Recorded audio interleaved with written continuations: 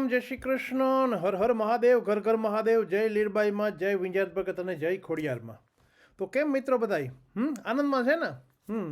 આજે મારે તમને વાત કરવી છે આ એક કેર હોમ વિશે. અને કેર હોમમાં એક જે ભાઈ કામ કરતો હતો, પોતે મેનેજર હતો, અને એને એવા શું કામ કર્યા કે જેનાથી એને છે ને જેલમાં જવું પડ્યું.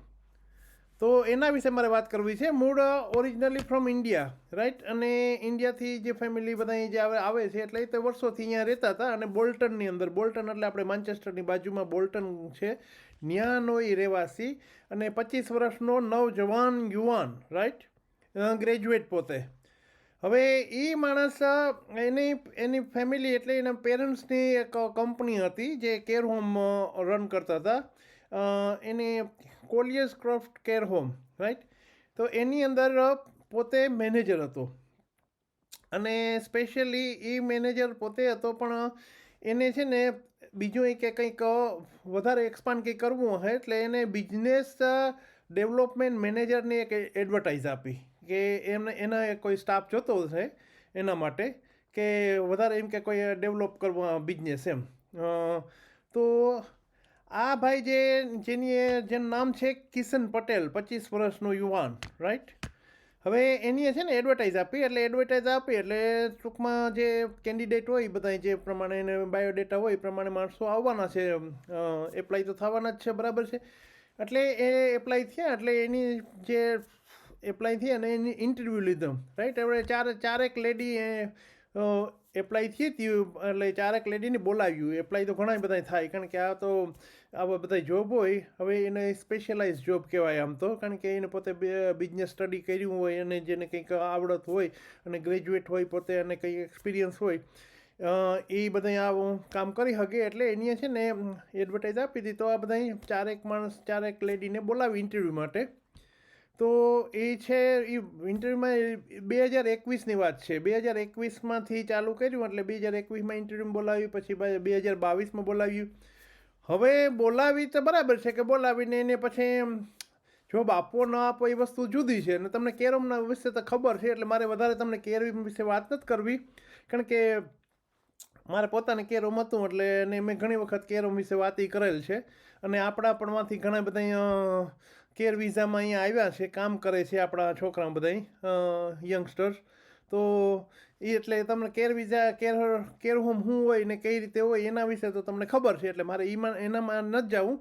પણ વસ્તુ શું બની કે આ ભાઈએ જે છોકરીઓ આવી હતી ટૂંકમાં ઇન્ટરવ્યૂ દેવા, હવે એના બાયોડેટા એટલે બધું હોય એમાં, નામથી નામ, એનું સરનામું, એડ્રેસ અને ફોન નંબર ને બધું હોય ને, અને એના વિશે આખી માહિતી હોય. તો આ ભાઈએ એનોમસ એટલે કે ટૂંકમાં કોલ આઈડી વગરના એને ફોન ચાલુ કર્યા. અને ચાલુ કરીને એને ટૂંકમાં એક્સપ્લોઇટ એટલે સેક્સ એક્સપ્લોઇટ કરવાની વાત કરી. એટલે સેક્સ એક્સપ્લોઇટ એટલે ટૂંકમાં કહેવાનો મતલબ કે એવા ગંદા ગંદા મેસેજો મૂક્યા રાખ્યા અને પાછું લખે કે હું તને ઓળખું છું એમ, રાઈટ. તો ઓલી છોકરીઓ વિચાર કરો તમે, એક 22 વર્ષથી 21 વર્ષ 22 વર્ષની છોકરીઓ હોય, બિચારી માન ગ્રેજ્યુએટ થઈ હોય, અને ને ઓચિંતાનો આવી રીતે કોઈ ખબર ન હોય ને એને આવે ફોન આવે. એટલે કોઈ પણ આપણને પણ ઇવન ફોન આવે તો આપણે પેલી એક વખત તો કે છે કોણ આવે એ માણસ, રાઈટ. ને ખબર તો પડે નહીં, કારણ કે ઓલા અનોમસ કોલ હોય, એટલે ઓલામાં આઈડી તો હોય નહીં પોતાનું ફોનનું, રાઈટ. અને આવી કંઈક વાતો કરે આપણને, એને થ્રેટન કરે કે હું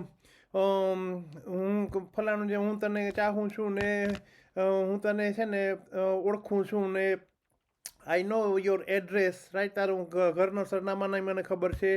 હવે જો તું મારો કોલ નહીં ઉપાડતો હું તારા ઘરે આવીને તને રેપ કરીશ ને આવા બધા મેસેજો મૂકે.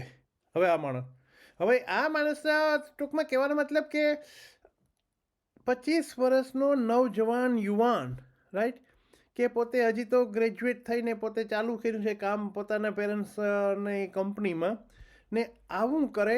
હવે આ કઈ જાતનું ટૂંકમાં કહેવાનો મતલબ કે આ ક્યાં લઈ જાય આપણને એમ. તો એનું હવે એના વિશે પછી પાછળથી કહીશ, પણ આ વસ્તુ આ બની એટલે ઓલું તો બિચાર્યું છે ને હેપતાઈ ગયું ને કમ્પ્લેન કરી પોલીસમાં, પણ કે આ એનએમએસ કોલ આવે એટલે તો કે પોલીસે કમ્પ્લેન નોંધી, પણ એના માટે પોલીસ વળી શું કરી શકે એમ, ક્યાં કે જ્યાં સુધી પકડાય નહીં માણસ. હવે પછી એક પેલી નહીં કર્યું, પછી બીજી છોકરીને, એટલે એવા 3-4 છોકરીઓને બધીને આવી રીતે મેસેજ પછી અઠવાડિયામાં 10 મેસેજ, 15 મેસેજ, રાઈટ, અને રાતના ઉઠાડે. એટલે ઓલી થાકી ગઈ. એક છોકરીએ તો એને પછી ફોન નંબર જ ચેન્જ કરી નાખ્યા. એ કે ફોન નંબર જ ચેન્જ કરી નાખો. ચારે એને કમ્પ્લેન તો કરી હતી પોલીસમાં, પણ ખબર ન પડે. હવે એક વખત શું થયું કે ઓલો છે ને એ ઓલો હાઈડ કરવાનો ભૂલાઈ ગયો, એટલે એનો નંબર આવી ગયો સીધો છોકરીને મળી ગયો. એટલે છોકરી સીધું જઈને પોલીસમાં કમ્પ્લેન કરી દીધી કે આ નંબર ઉપરથી ફોન આવે છે, રાઈટ. એટલે પછી તો એ તો બરાબર થયું. હવે આ બાજુ પછી એને પાછું કીધું, એને ખબર પડી ગયા કે ઓલા ઇન્ટરવ્યૂ લીધું તો ઓલા એનું નામ કિશન પટેલ, આ એ જ છે, બીજો કોઈ નથી, આ પટેલ જ છે. એટલે એની સીધું એને વોટ્સએપ એને કહી દો, મેસેજ કર્યો કે ભાઈ આ કે તું કે મને મેસેજ કરે છે. તો એને શું કીધું વોટ્સએપ કે મારું કે જે વોટ્સએપ આઈડી છે ને એ સ્ટોલન થઈ ગયું, એટલે ટૂંકમાં કોઈક બીજા કે લઈ લીધું એમ, રાઈટ. એટલે હું નથી કરતો એમ. એ પછી પાછા તોય ચાલુ રાખ્યા એમ. વિચાર કરો તમે, એટલે ક્યાં સુધી માણસ જઈ શકે એમ. એટલે ઓલી તો પછી તો મને પછી પકડ્યો ભાઈને, કિશન પટેલને રિમાન્ડ ઉપર લીધો. એટલે પછી તો કીધું કે હા ભાઈ રાઈટ કર્યું તું તો ખરી એમ. આ બધું લઈ ગયા પછી કોર્ટની અંદર. એટલે કોર્ટની અંદર લઈ ગયા એટલે એને પછી તો બધી જેટલે એવિડન્સ હતા, 4 છોકરીઓના તો એવિડન્સ હતા, એને 4 કીધું કે અમારે તો નાઇટમેર થઈ ગયા. અમે તો કે એમ થાય કે હવે શું કરવું અમારે, right, how can we live really. કારણ કે પોતાનું જીવન જે આખું લાઈફ, એ તો કામ જ્યાં કરતા હતા ત્યાંથી કે ઘરે કે આવવું હોય તો ટેક્સી કરીને જાવ, તો પછી વોકિંગ કરીને તો આવવાનું, એટલી બીગી હતી એમ. ને બીગી જાય ગમે કોઈ પણ. હવે છોકરા હોય તો ને મોટા હોય તોય બી એમ, કારણ કે આવું ઓછીતાનું તમે કોઈક વાહે જ પડી જાય. હવે એને સ્ટોકિંગ કહે અહીંયા. સ્ટોકિંગ એટલે ટૂંકમાં એને ઓલ ધ ટાઈમ એના ઉપર નજર રાખવી, કોઈ માણસ ઉપર, રાઈટ, નજર રાખવી, અને એને ટૂંકમાં એવી રીતે બીવડાવવું જ ને એક જાતનું એમ. કે માણસ આપણે કેમ ભૂતથી માણસ કેમ બીએ કે આપણે ભૂત છે, ભૂત પાછળ આવે, ભૂત આવે, રાઈટ, કે મામો થાય ફલાણી જગ્યાએ, કે એક બીક છે ને અંદર. હવે એ બીક જે કરી જાય માણસને, હવે બીક કરી જાય પછી એનો કોઈ ઈલાજ નથી એમ, એનો કોઈ, કારણ કે એ મેન્ટલી એટલું બધું અપસેટ થઈ જાય માણસ એમ. ને તો આવું આ છોકરીવાળી થઈ ગયું. એટલે એને તો દિન રાત બધું એક થઈ ગયું હતું બિચારીને, રાઈટ. હવે આ બધું પછી તક પ્રોસિક્યુશન આવ્યો ને પ્રોસિક્યુટેડ એની જે ત્યાં બધું કોર્ટની અંદર લિવરપૂલ ક્રાઉન કોર્ટ છે ત્યાં બધું એનું બધું આવ્યું આખું એની સુનાવણી. અને એમાં હી ફાઉન્ડ ગિલ્ટી અને એક્સેપ્ટ એ કર્યું પહેલાં તો. એને જે એનો જે વકીલ હતો ને, જે એના ટૂંકમાં આ કિશન પટેલનો વકીલ, હવે એની એ કે વાત એ કરી કે જ્યારથી કે કોવિડ આવ્યું ને, એ કોવિડને આટલી બધી એને અસર થઈ ગઈ. કારણ કે કોવિડમાં બધા સ્ટાફ હતો નહીં, કે નર્સિંગ હોમમાં ને એ લોકોએ બહુ પછી બધું કામ કરવું પડ્યું, એની પાસે કંઈ વસ્તુ હતી નહીં ને એમાં પછી ઘરે રહેવું પડ્યું. ને આપણે ટૂંકમાં લોક હતો ને ત્યારે તો બધું એમ કે બધું લોકડાઉન થઈ ગયું હતું. એટલે તો એની અંદર એ ડિપ્રેસ થઈ ગયો, અને ડિપ્રેસ થઈને એ દારૂમાં અને ડ્રગમાં વળડી ગયો, રાઈટ. અને એ દારૂ ડ્રગમાં વળી ગયો પછી એવા પોર્નોગ્રાફી કે એવા સોશિયલ મીડિયા ઉપર ને બધું મટીરિયલ એવું બધું જોતો હતો, અને એને લીધે આખો એનો બ્રેઇન એવો થઈ ગયો એ કે. પણ this is not excuse, right. પણ એ આવી વાતો કરી એની. હવે વસ્તુ એ છે કે તમે you are A young person, right, કે જો તમે તમારા ફીટ ઉપર પગ ઊભા પણ જો નાનકડા છોકરા હોય તો હાલો એનો બ્રેઇન વોશ તો થઈ જાય ને, આપણે હકીકત છે કે આપણે સમજી શકીએ કોઈ એનો બ્રેઇન વોશ આવતી કરી નાખે. પણ આવો યંગ માણસ, રાઈટ, પોતે ગ્રેજ્યુએટ માણસ ને આખું એનો પોતાનો બ્રેઇન એનો બ્રેઇન ટોટલી એમ કે ગાયબ થઈ ગયો ને આવું કરવા માંડ્યો, એ તો હકીકત આપણે કંઈ માનવામાં ન આવે ને. બ્રોટઅપ અહીંયા જ થયો છે પાછું. એવું થોડું છે કે કંઈક બહારથી આવ્યો છે એટલે એને કંઈ ખબર નહોતા વસ્તુના, કે આ stocking is A dangerous really. ને અહીંયા એ બહુ લેખે છે એકદમ કે કોઈ પણ માણસને આવી રીતે તમે કરો એટલે ઇટ્સ એ સિરિયસ ક્રાઇમ.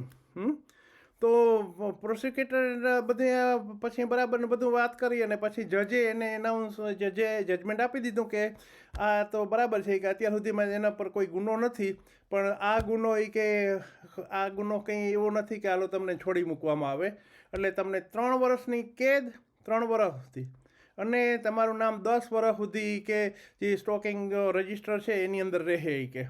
એટલે આ વસ્તુ બની છે ને આ થયું હમણાં જ ચુકાદો માર્ચની અંદર 2025નો માર્ચનો ચુકાદો છે આ વસ્તુનો.